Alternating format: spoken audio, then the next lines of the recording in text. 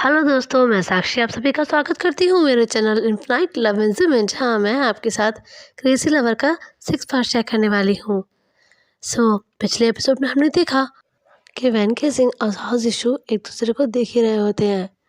दोनों ही बहुत ही ज़्यादा रोए जा रहे होते हैं। दोनों की आंखों से बहुत आंसू निकल रहे होते हैं। साहस यीशु की आंखों में वैन केसिंग के लिए बहुत गुस्सा था, पर वो फिर भी स्माइल करता है और कहता है, वैन केसिंग मेरे बचपन के दोस्त, तुम तो कितने बड़े हो गए और कितने खूबसूरत भी, बिल्कुल एक फिल्म स्टार की तरह। वैन केसिंग बस उसे देख रहा होता है और फिर यीशु के चेहरे की वो स्माइल गायब हो जाती है। वो गुस्से से तेज कदमों के साथ वैन केसिंग की तरफ आता है, उसका कॉलर पकड़ता है और गुस्से में बोलता है, तुम ऐसा कैसे कर सकते हो मेरे साथ? क्यों किया तूने मेरे साथ ऐसा? किस बात का बदला लिया है मुझसे? किस जन्म की दुश्मनी निकाली है? बोलो वैन केसिंग, मैं कुछ पूछ रहा हूँ तुमसे, मेरी बात का जवाब दो।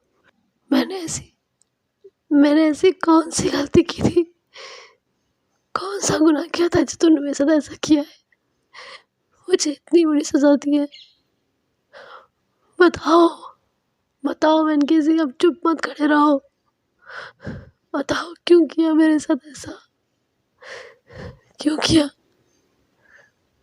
वैन फिर अपनी टूटी हुई आवाज में बोलता है, क्योंकि क्योंकि क्योंकि मैं तुमसे प्यार करता हूँ, बहुत बहुत प्यार करता हूँ तुमसे। यीशु उसे देखता है और कहता है, प्यार करते हो? You love me? जो प्यार करते हैं वो ऐसा करते हैं? नहीं नहीं, अरे लोग कुर्बान हो जाते हैं उनके लिए जिनसे वो प्यार करते हैं। तुम्हारी तरह जिंदगी बर्बाद नहीं करते। तुम जैसा इंसान कभी किसी से प्यार नहीं कर सकता, बस जिंदगी बर्बाद कर सकता है। तो अपनी इस घटिया हरकत को प्यार का नाम ना दो और मुझे सच बताओ, क्यों किया मेरे साथ ऐसा? किस बात की सजा दी है मुझे? बताओ वैन केसिंग, अब यहाँ चुप मत रहो, मुझे सच सच बताओ। वैन कहता है, मैं सच कह रहा हूँ, मैं सच कह रहा हूँ। प्लीज मेरी एक बार बात सुन लो, प्लीज प्लीज यीशु, मेरी एक बार बात सुन लो।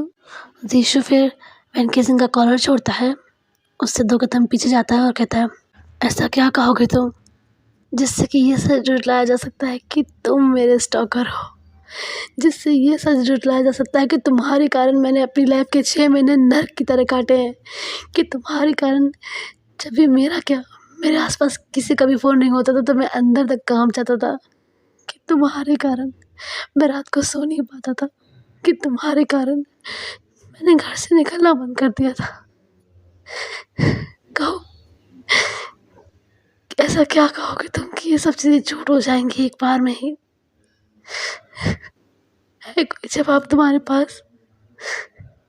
नहीं ना? फैन कुछ भी नहीं बोल रहा होता है, बस उसे देख रहा होता है। फिर यीशु वापस उसके पास आता है, उसके गालों पे हाथ रखता है और कहता है, वैन केसिंग, दोबारा मुझे अपना ये चेहरा मत दिखाना, कभी नहीं, वरना तुमने अभी तक साजिश का प्यार देखा है, उसकी दोस्ती देखी है, उसकी नफरत नहीं देखी। तो मेरी इल्तिजा है, मेरे सामने कभी मत आना तुम।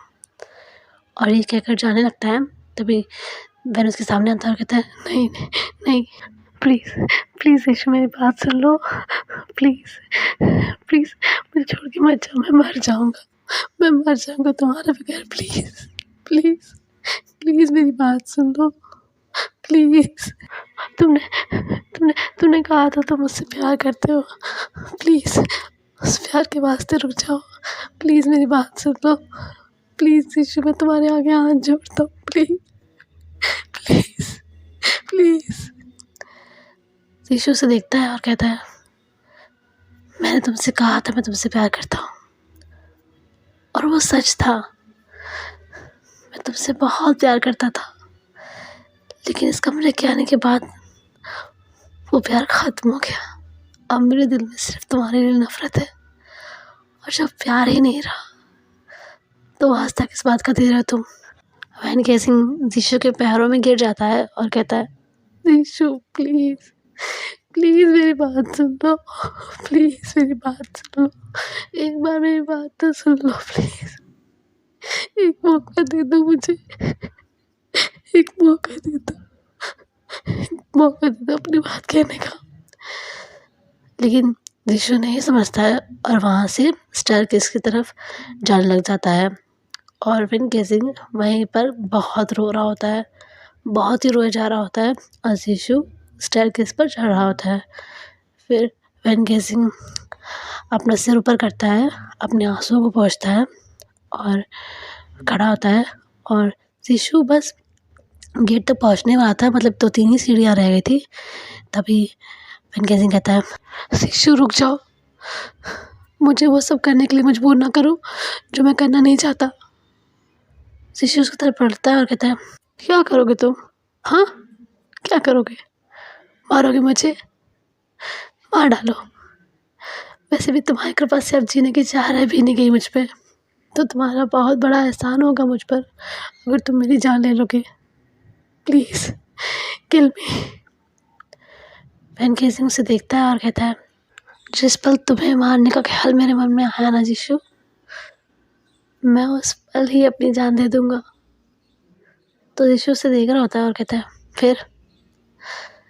देखो वैन केसिंग, अगर तुम अपनी जान की धमकी मुझे देना चाहते हो तो ये बेकार है, क्योंकि अब तुम्हारे जीने मरने से मुझे कोई फ़र्क नहीं पड़ता। वैन केसिंग एक सैड वाली स्माइल करता है और कहता है, जानता हूँ जीशु, अब मेरे जीने मरने से तुम्हें कोई फ़र्क नहीं पड़ेगा, पर अपनी फैमिली के जीने मरने से तो फ़र्क पड़ेगा ना तुम्हें। वैन केसिंग ये सुनकर एकदम से शॉक्ड हो जाता है। वो कहता है, वेट, क्या कह रहे हो? क्या मतलब है तुम्हारा? वैन केसिंग कहता है, तुम मेरा कॉल ही नहीं उठा रहे थे और यहाँ भी आ रहे थे। मैं समझ गया था कि तुम्हें मेरे बारे में कुछ ना कुछ पता चल गया है, और मैं तुम्हें खोने का रिस्क नहीं ले सकता था, इसलिए। जीशु कहता है, इसलिए क्या? वैन केसिंग उसकी तरफ देखता है, कहता है, इसलिए मैंने तुम्हारी फैमिली को किडनैप करवा लिया। जीशु ये चीज़ सुनता है तो उसको अपने कानों पे यकीन ही नहीं होता कि उसने क्या सुना है अभी। वो कहता है, क्या क्या कहा तुमने क्या किया है? वैन केसिंग कहता है, तुमने मेरे सामने कोई रास्ता ही नहीं छोड़ा था जीशु, मुझे करना पड़ा। अब प्लीज़ नीचे आ जाओ, प्लीज़। जीशु उसे देख रहा होता है, फिर वो एक स्माइल करता है और कहता है, हाँ समझ गया, तुम्हारे पैतरे मुझ पे अब काम नहीं करेंगे, समझे? नाटक कर रहे हो ना मेरे साथ? मैं खूब समझता हूँ तुम्हारी ये चालें। वैन केसिंग, मैं तुम्हारी बातों में अब नहीं आने वाला। वैन केसिंग कहता है, जीशु एक बात तो है, तुम अब भी मुझ पर इतना भरोसा करते हो ना कि तुम्हें लगता है कि मैं ऐसा कुछ नहीं कर सकता। पर ज़रा सोचो, मैं तुमसे बहुत प्यार करता हूँ। जब मैं तुम्हारे साथ ऐसा कर सकता हूँ तो तुम्हारी फैमिली के साथ ये सब करना कौन सी बड़ी बात है मेरे लिए। जीशु, वैन केसिंग तुम्हारे लिए अपनी जान दे भी सकता है और किसी की जान ले भी सकता है। डेमो दिखाऊं? Let me show you the demo. वो अपना फ़ोन निकालता है और एक नंबर पर कॉल करने जा रहा होता है। तभी जीशु तुरंत से ही ऊपर से नीचे आता है भागते हुए और कहता है, नहीं नहीं नहीं, प्लीज़ प्लीज़ प्लीज़ ऐसा मत करना, तुम जो कहोगे मैं करूँगा, प्लीज़ प्लीज़ उन्हें कुछ मत करना, प्लीज़ प्लीज़। वैन केसिंग इस फ़ोन को अपनी जीन्स की पॉकेट में रख लेता है और जीशु के चेहरे पर जो बाल बिखरे हुए होते हैं उसके उन्हें साइड करता है और एक स्माइल करता है और कहता है गुड बॉय। फिर वो ज़ारुशु का हाथ पकड़ता है और उसे लेकर आता है वहाँ पर जहाँ पर सोफ़े लगे हुए थे उस कमरे में, वहाँ पर उसे लेकर आता है, उसे वहाँ सोफ़े पे बिठा देता है और खुद ज़मीन पर बैठ जाता है घुटनों के बल और शिशु के हाथों को पकड़े हुए होता है और कहता है शिशु, मैं ये सब नहीं करना चाहता था। आई स्वेयर मैं कभी ये सब नहीं करना चाहता था। मैं इस तरह का इंसान नहीं हूँ। प्लीज़ मेरी बात को समझने की कोशिश करो। एक बार मेरी बात सुन लो। I love you. शिशु उसे देख रहा होता है और कहता है तुम्हें पता है तुम क्या कह रहे हो? तुम्हें खुद अपनी बातें सुनाई पड़ रही हैं। तुमने अभी थोड़ी देर पहले कहा कि तुम मुझसे प्यार करते हो और तुमने उससे पहले ही मेरे माता पिता, मेरे परिवार का अपहरण करवा लिया। ये किस तरह का प्यार है तुम्हारा? ये किस तरह का प्यार है तुम्हारा बहन की जो मुझे सिवाय तकलीफ के और कुछ नहीं देता? ये कैसा प्यार है तुम्हारा? कोई इतना कैसे गिर सकता है? कोई इतना कैसे गिर सकता है? फिर वो कहता है हाँ, कैसे नहीं कर सकता कोई ऐसे? जो इंसान अपने पेरेंट्स के बारे में, अपनी फैमिली के बारे में झूठ बोल सकता है किसी की सिंपैथी, किसी का प्यार पाने के लिए, वो तो कुछ भी कर सकता है। वैन केसिंग तो अब उसे बस हैरानी से देखे जा रहा होता है। शिशु फिर कहता है क्या कहा था तुमने? हाँ, तुम्हारी माँ तुम्हें और तुम्हारे पापा को छोड़ के चली गई थी। तुम्हारे पापा ने आत्महत्या की थी। अगर ऐसा होता ना तो मेरे पेरेंट्स मुझे बताते ज़रूर। और क्या कहा था तुमने? तुम्हें तुम्हारी दादी ने पाला है। वैन केसिंग ज़रा मुझे एक बात बताओ, तुम्हारी दादी तो जब तुम 3 साल के थे तभी मर गई थी। तो ये कौन सी दादी की बात कर रहे थे तुम? हाँ, वैन केसिंग तुम इतने घटिया इंसान हो। तुमने मुझे बेवकूफ़ बनाने के लिए अपनी फैमिली को लेकर इतने घटिया झूठ बोले मुझसे। इतनी छोटी हरकत की है तुमने। तुम्हारे जैसा नीच इंसान मैंने आज तक नहीं देखा, जो अपने परिवार की इज्जत नहीं कर सकता, उनका इस्तेमाल करता है किसी का प्यार जीतने के लिए। वो क्या किसी से प्यार करेगा? अब शिशु ऐसे ही उसे उल्टा सीधा बोले जा रहा होता है कि वो ऐसा है, उसने अपनी फैमिली के साथ ऐसा किया, वैसा किया, ये वो। वैन केसिंग कुछ में तो सुनता रहता, फिर एकदम से उठता है और कहता है चुप, एकदम चुप। मैंने तुमसे अपनी फैमिली को लेकर एक भी झूठ नहीं बोला है। सब कुछ सच बताया है मैंने तुम्हें। और क्यों बताते तुम्हारे पेरेंट्स तुम्हें ये सब? हाँ, क्यों बताते? जब तुम मुझे मेरी दोस्ती को ही भूल चुके थे तो क्या मतलब होता है ये सब बताने का? हाँ, क्या मतलब होता? और हाँ, तुम्हारी जानकारी के लिए बता दूँ कि तुम्हारे पेरेंट्स ने मेरे पापा का फ्यूनरल अटेंड किया था। शिशु शॉक्ड भरी नज़रों से वैन केसिंग को देख रहा होता है। वैन केसिंग कहता है यकीन नहीं होगा मुझ पे, मुझे पता है, let me show you proof. वो फिर उसी टेबल के पास जाता है जहाँ के ड्रॉर से ज़ारुशु को सिम कार्ड्स मिले थे। उसी टेबल के ऊपर एक बॉक्स रखा हुआ था जिस पर ज़ारुशु की नज़र पहले नहीं गई थी क्योंकि उसने सीधा ड्रॉर ही सर्च करना शुरू किया था और वहाँ पर उसे सिम कार्ड मिल गया। उसके बाद वो गिटार, सो उस तरफ देख ही नहीं पाया, उसका ध्यान उधर गया ही नहीं। वैन केसिंग उस बॉक्स से एक एनवलप निकालता है और लाकर ज़ारुशु को देता है और कहता है देखो, शायद अपने पेरेंट्स को पहचान जाओ। ज़ारुशु उस एनवलप को खोलता है और देखता है कि वाकई वैन केसिंग के फादर के फ्यूनरल पर उसके मम्मी पापा आए थे। उन्होंने जिस कॉफिन में वैन केसिंग के पापा थे उस कॉफिन के साथ तस्वीरें ली थी मेमोरीज़ के तौर पर, जिनमें से एक कॉपी वैन केसिंग के पास थी और एक उनके खुद के पास। ज़ारुशु उस तस्वीर को पकड़े हुए वहाँ पे बैठा हुआ रहता है। फिर वैन केसिंग कहता है और तुम्हें दादी के बारे में जानना था ना? वो मेरे पापा के कज़न की माँ थी। उन्होंने उन्हें अपने घर से निकाल कर एक ओल्ड एज होम में भेज दिया था। पापा को जब ये पता चला तो वो उन्हें घर ले आए। पापा उन्हें अपनी माँ की तरह ही मानते थे और वो भी पापा को बिल्कुल अपने बेटे की तरह ही प्यार करती थी। She was the best. मुझे तो ऐसा लगता है अगर पापा की सगी मम्मा भी होती ना, मेरी सगी दादी, तो वो भी इतनी अच्छी नहीं हो सकती थी जितनी की दादी थी। वो हम लोगों से बहुत प्यार करती थी, जान देती थी हम सब पर। फिर वो यीशु की तरफ देखता है और कहता है, और कुछ जानना है और कुछ पूछना है दादी के बारे में? यीशु, मैं लाख बुरा इंसान सही, मुझ में बहुत बुराइयां हैं। मैं बुरा इंसान ही हूँ, पर मैं इतना नीच नहीं हूँ। मैं तुमसे बहुत प्यार करता हूँ, बहुत ज़्यादा। तुम्हारे लिए कुछ भी कर सकता हूँ,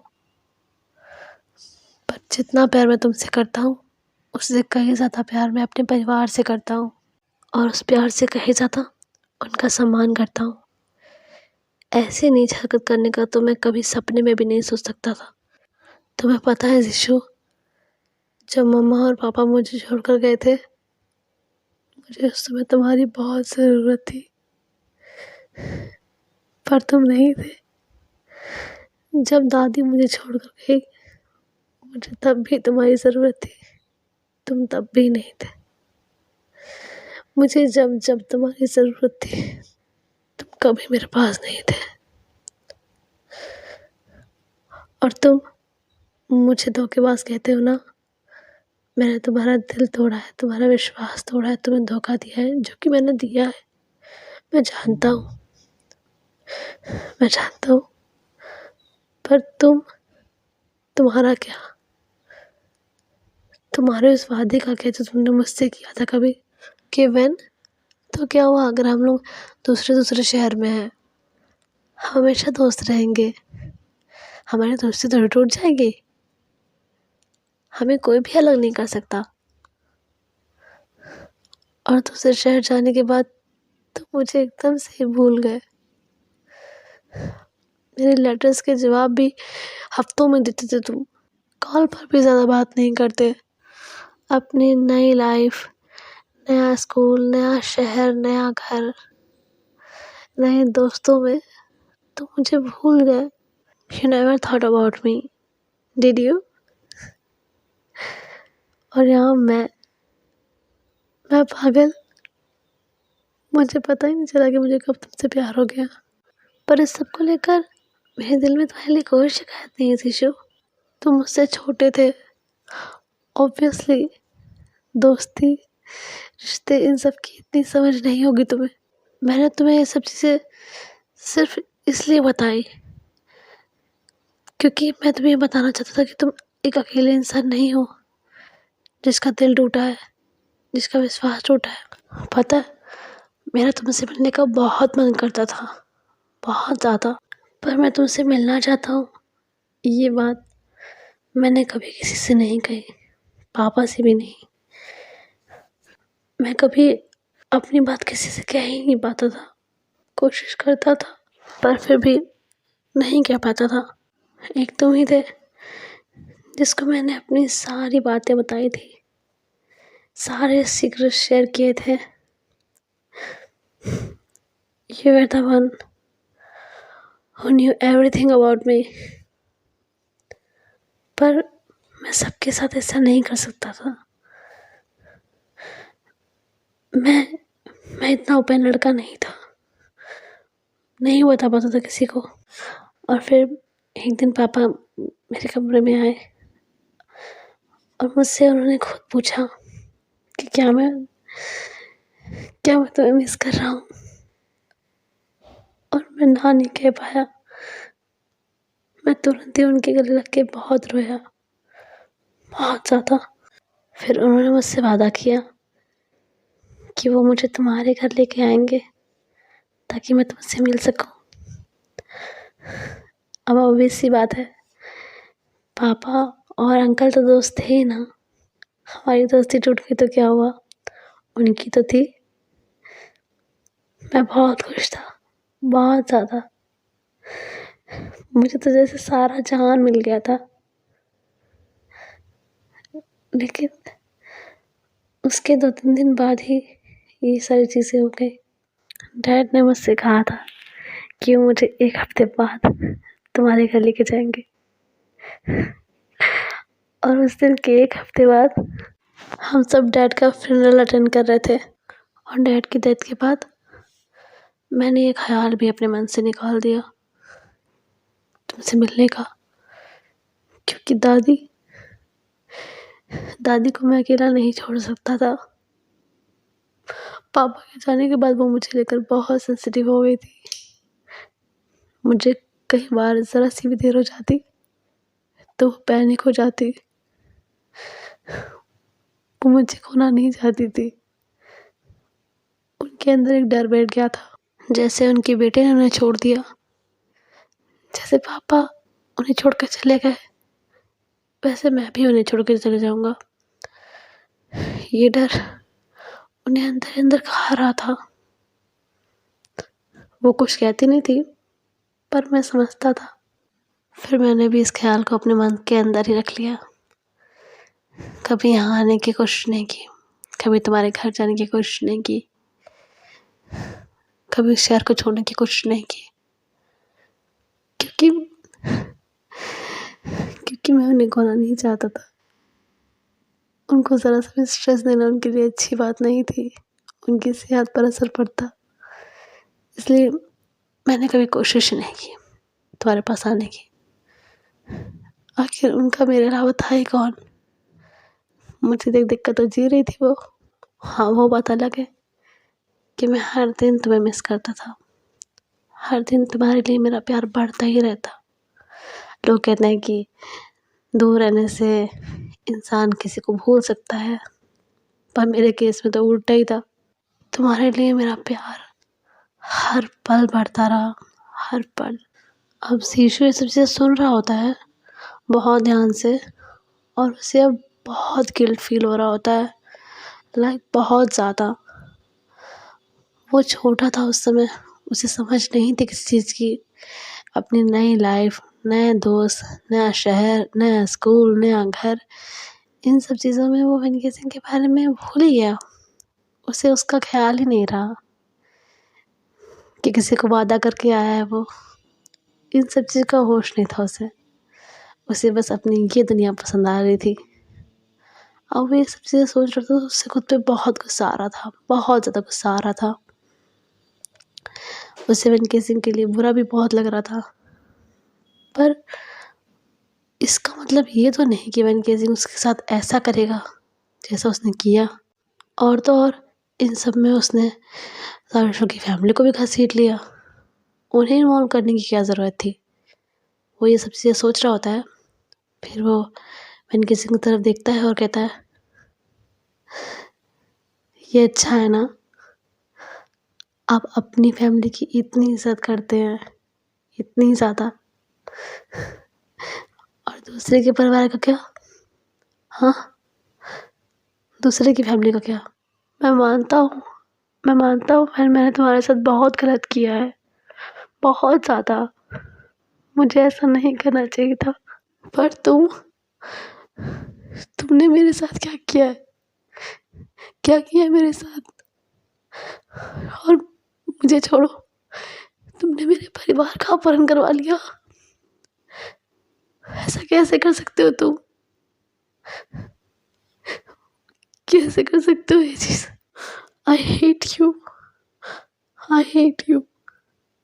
जितनी नफरत मैं तुमसे करता था, उससे 100 गुना ज़्यादा अब करता हूँ, क्योंकि तुमने मेरे परिवार के साथ ऐसा किया है।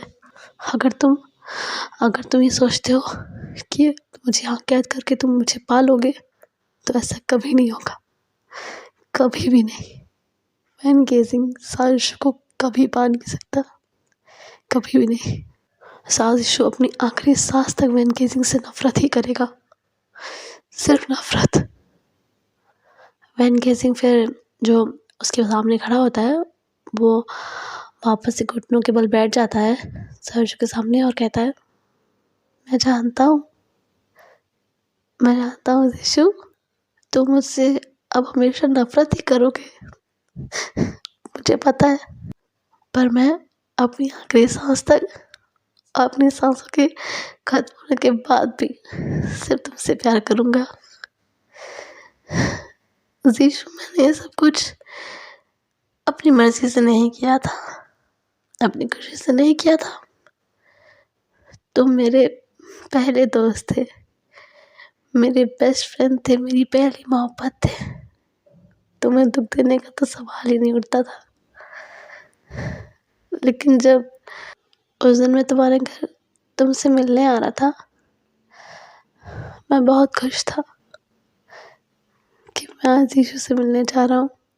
जो भी कुछ था उसको एक परे रख कर मैं सोचा था कि चलो कोई बात नहीं, तुम मुझे भूल गए तो क्या, तुम्हारे अपने कारण रहे होंगे, मुझसे अच्छे दोस्त मिले होंगे तुम्हें यहाँ पर। मैं तुम्हारा फिर से दिल जीतूंगा और हम फिर से दोस्त बनेंगे और फिर लाइफ पार्टनर्स भी। मैंने बहुत कुछ सोच रखा था अपने मन में, बहुत कुछ। ये तुम्हें क्या क्या बताऊँ मैं, बहुत कुछ सोचा था मैंने। लेकिन फिर जब मैं तुम्हारे घर के सामने आया, मैंने गेट से अंदर झांक कर देखा तो मेरे होश ही उड़ गए। जिन वहाँ तुम्हें प्रपोज कर रहा था और तुमने उसका प्रपोजल एक्सेप्ट किया, उसके आई लव यू पे तुमने आई लव यू टू कहा, उसे गले से लगा लिया। उस एक पल में मैंने खुद को मरते हुए देखा था, जिसे मैं बचपन से चाहता आ रहा था, जिसके साथ मैं अपनी ज़िंदगी बिताना चाहता था, जो मेरे लिए मेरा सब कुछ था। वो आज किसी और का प्यार अपना रहा था, किसी और को अपनी ज़िंदगी का हिस्सा बना रहा था, किसी और से कह रहा था कि वो उससे प्यार करता है। मैं तुम्हें बता नहीं सकता जीशु, मुझे उस समय कितनी तकलीफ हुई थी। तुम इकलौते इंसान थे इस दुनिया में जिसे मैं अपना मानता था। तुम्हारे अलावा मेरा कोई नहीं था। एक तुम ही थे। इतना सब कुछ होने के बाद अब मैं तुम्हें नहीं खोना चाहता था। और अब तुम चाहे मुझे पागल ही क्यों ना कहो, पर उस समय जो मुझे ठीक लगा मैंने किया। मैं बस तुम्हें खोना नहीं चाहता था। मैं चाहता था कि तुम मेरे होके रहो, मेरे साथ रहो। बस यही चाहता था। और इसके लिए मैं गलत करता गया। पर जितनी तकलीफ तुम्हें दी मैंने, उतनी ही तकलीफ मुझे हुई, क्योंकि मैं कभी ये सब चीज़ें चाहता नहीं था। मैंने कभी ये नहीं सोचा था कि मैं तुम्हें हर्ट करूँगा, कभी भी नहीं। लेकिन उस समय जो समय में आया मैंने किया, और इस चीज़ का पछतावा भी है मुझे। लेकिन एक चीज़ मैंने बिल्कुल सही की, उस जिन को तुम्हारी लाइफ से दूर करके, क्योंकि वो लड़का बिल्कुल भी सही नहीं था, बिल्कुल भी नहीं। फिर वो जीशु की तरफ देखता है और कहता है, और ये तुम भी जानते हो, है ना। जीशु कुछ भी नहीं बोल रहा होता है, बस सुन रहा होता है। और फिर कहता है, उसको तो मैंने तुम्हारी लाइफ से बहुत पहले निकाल दिया होता, अगर मेरा एक्सीडेंट ना हुआ होता। जीशु तो ये सुन के एकदम से शॉक हो जाता है। वो वैन को हैरत से देखने लग जाता है। वैन उसकी तरफ देखकर एक स्माइल करता है और कहता है, सर और पैर दोनों में ही बहुत चोट आई थी। 5 महीने तक कोमा में रहा था और 1 महीना रिकवरी में लगा। फ़ोन तो टूट ही चुका था, तो तुमसे कांटेक्ट भी नहीं कर पा रहा था। जब हॉस्पिटल से बाहर आया तो पता चला कि तुम फिलीपीन गए हो जिनके साथ, और उसके आगे क्या हुआ वो तो तुम जानते ही हो। और मैं सच में उसका कत्ल करने वाला था अगर वो तुमसे ब्रेकअप ना करता। मैंने तुमसे पहले ही कहा था कि तुम्हारे और मेरे बीच में किसी को आने नहीं दूंगा, और वो तो वैसे भी एक कमीना इंसान था।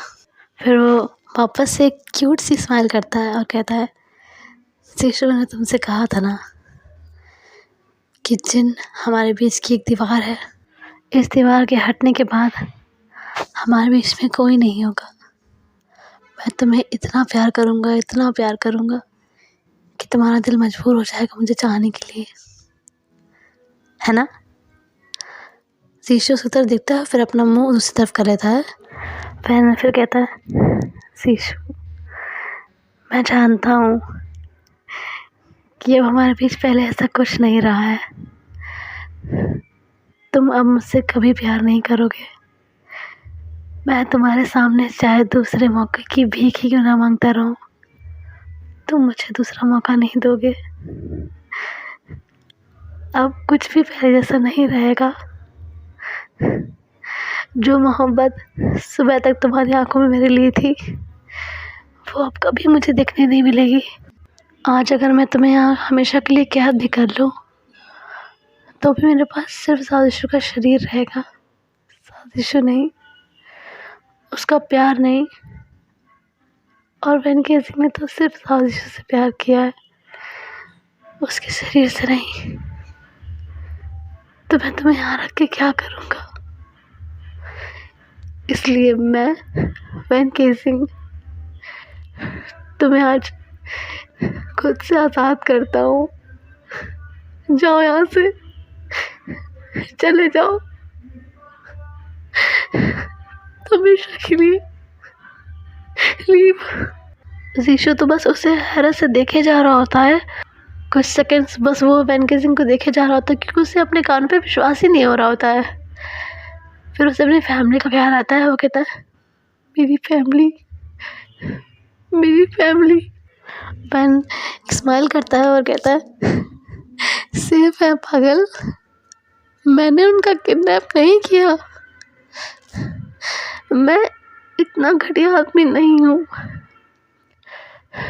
जितनी रिस्पेक्ट मैं अपने पेरेंट्स की करता हूँ, उतनी रिस्पेक्ट मैं तुम्हारे पेरेंट्स की भी करता हूँ।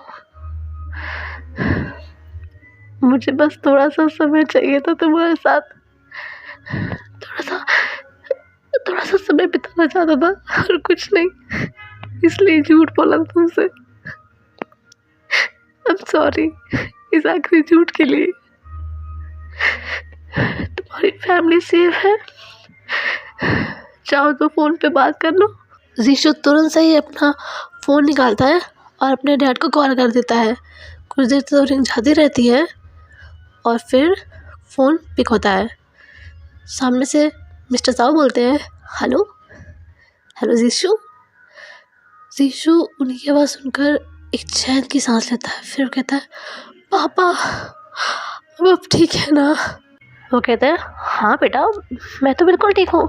क्या हुआ, कुछ बात है क्या। जीशु कहता है, घर पे सब ठीक है ना, सब घर पर ही है ना। वो कहते हैं, हाँ बेटा सब घर पर हैं, हम सब तो मैच देख रहे थे साथ में। क्या हो गया बेटा, कुछ बात हुई है क्या। फिर वो वैन केसिंग की तरफ देखता है, जो कि स्माइल कर रहा होता है उसे देखते हुए।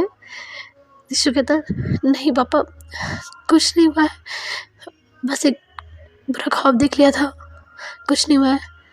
उसके पापा कहते हैं, सब ठीक है ना। वो कहता है, हाँ पापा सब ठीक है, मैं बाद में बात करता हूँ। वो कहते हैं, ठीक है बेटा अपना ध्यान रखना। जीशु कहता है, आप भी। और वो फ़ोन कट कर देता है। अब वैन और साहु कुछ देर तक एक दूसरे को ऐसे देखे जा रहे होते हैं। फिर वैन कहता है, मुझे ऐसे मत देखो, कहीं मुझसे दोबारा प्यार ना हो जाए तुम्हें। जाओ यहाँ से प्लीज़। जीशु को इसमें कुछ भी समझ में नहीं आ रहा था कि वो क्या करे। वो ब्लैंक हो चुका था, बस वैन को देखे जा रहा होता है। वैन उसे देखता है और फिर कहता है, सुन नहीं पा रहे हो, जो मैं कह रहा हूँ समझ में नहीं आ रहा तुम्हें। जाओ यहाँ से, जाओ, इससे पहले कि मैं तुम्हें हमेशा के लिए यहाँ कैद कर लूँ। जाओ यहाँ से, जाओ, लीव। वो इतने चिल्लाता है कि जीशु डर जाता है। वो एकदम से खड़ा होता है और तब भी वैन केसिंग को देखे जा रहा होता है। वैन केसिंग जो अपना सर नीचे करके रखे हुए होता है, वो कहता है, मुझे मत देखो, जाओ यहाँ से, मेरे सब्र का इम्तहान न लो, जाओ। जीशु फिर वहाँ से जाने लगता है, वो स्टेयरकेस पर चढ़ रहा होता है। वहाँ पर फिर आखिरी वाली जो स्टेयरकेस होती है ना, वहाँ तक वो पहुँच जाता है और एक बार पलट कर वेन किसिंग की तरफ देखता है, जो कि अभी भी ज़मीन पर बैठ के रो रहा होता है। और वेन किसिंग हालांकि अपना सर नीचे किए होता है, पर उसे पता चल जाता है कि जीशु उसे देख रहा है। तो वो कहता है, जीशु मुझे देखना बंद करो और जाओ यहाँ से, leave my place right now, just go away, go away. Jishu फिर वहाँ से चला जाता है और वेन किसिंग बहुत रो जा रहा होता है, बहुत ज़्यादा। फिर वो अपने आंसू साफ करता है, वहाँ से उठता है और वहाँ पर एक ड्रेसिंग टेबल बना था, वहाँ पर जाता है और वहाँ का ड्रॉअर खोलता है। वहाँ पर एक बॉक्स रखा होता है, ज्वेलरी बॉक्स, वो उसे उठाता है। उसके अंदर वही नेकलेस होता है जो कि उसके पापा ने सारुषु के लिए बनवाया था वेन किसिंग के कहने पर क्योंकि ऑब्वियस ही बात है, वेन किसिंग तो उसे फैमिली का मेम्बर मानता था, तो उसने कहकर पापा से बनवाया था सारुषु के लिए, पर उसे दे नहीं पाए थे। ऑब्वियसली वो चला आया था यहाँ पर। सो वो नेकलेस वो अपने हाथों में पकड़ता है, उसे किस करता है और अपने हाथों में फोल्ड करके पहन लेता है। ऑब्वियस सी बात है, वो बच्चे का नेकलेस उसके गले में तो नहीं आएगा ना, तो वो अपने हाथों में उसे पहन लेता है। और फिर वहीं पर एक दूसरा बॉक्स होता है जो कि वो ब्रोच होता है, जो कि सारुषु ने वेन किसिंग को उसके बर्थडे पर दिया था। वो उस ब्रोच को भी बॉक्स से बाहर निकालता है, उसे भी किस करता है और फिर अपनी जो ड्रेस पहना हुआ था वो उसमें उस ब्रोच को लगा लेता है और फिर शीशे की तरफ देखता है। उसकी आंखों में पूरा आंसू आंसू हो रखे थे, पर वो फिर भी एक स्माइल करता है और वहाँ से चला जाता है। एंड गाइस, फिलहाल के लिए इतना ही। मैं मिलती हूँ आपको नेक्स्ट चैप्टर में, तब तक के लिए नेक्स्ट क्या इसके लास्ट चैप्टर में, सॉरी SFF के लास्ट चैप्टर में मिलती हूँ। तब तक के लिए वीडियो पसंद आया हो तो लाइक कर दीजिएगा, चैनल पर नहीं सब्सक्राइब कर दीजिएगा, वीडियो को शेयर कर दीजिएगा और कमेंट में जय हिंद लिख दीजिएगा। सॉरी गाइस कि मैं रिकॉर्डिंग के टाइम इतना रो रही हूँ, but I couldn't control my self. I am so sorry about it. And हम नेक्स्ट चैप्टर में मिलते हैं, इसके लास्ट चैप्टर में, फिर ये FF भी ख़त्म हो जाएगी। Thank you so much guys इस समय को इतना प्यार देने के लिए। I am really grateful to you all, thank you so much. Bye bye, जय वंशु, लव यू ऑल।